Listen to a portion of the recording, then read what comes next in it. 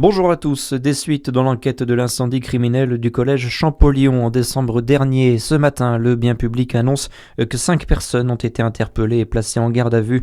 3 d'entre elles sont mineures. Les suspects ont été appréhendés dès l'aube ce matin. L'incendie avait eu lieu, on le rappelle, dans la nuit du 12 au 13 décembre dernier et avait rendu plusieurs salles de classe impraticables.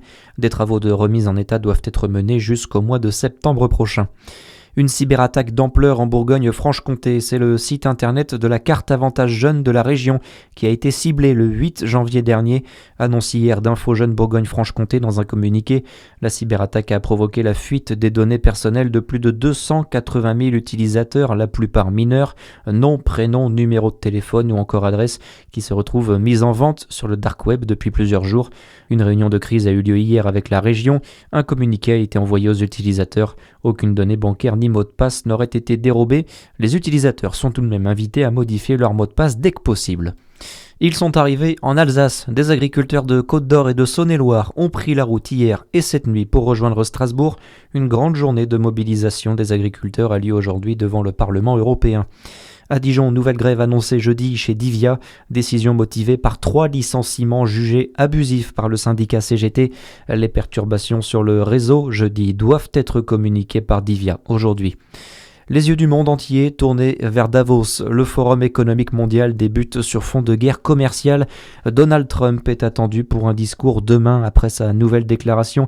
200% de droits de douane sur le vin et le champagne français si Emmanuel Macron ne rejoint pas son conseil de paix.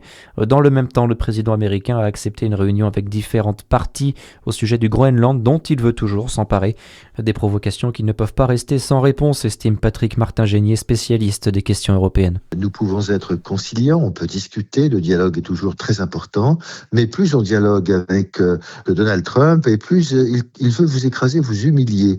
Donc à un moment donné, lorsqu'on négocie sur des tarifs, lorsqu'on négocie sur le commerce international, c'est bien, mais dès lors qu'il s'agit de faire une pression, cela met en cause la souveraineté européenne, les choix politiques de l'Union européenne, cela confine à des pressions inacceptables, et à un moment donné, il n'y a plus rien à négocier. Il est absolument nécessaire, sauf à perdre sa crédibilité, que l'Europe réagisse et espérons en ordre uni. Emmanuel Macron qui doit s'exprimer à 14h. Déjà, le gouvernement a réagi sur les menaces de droits de douane. La ministre de l'Agriculture Annie Genevard se dit choquée.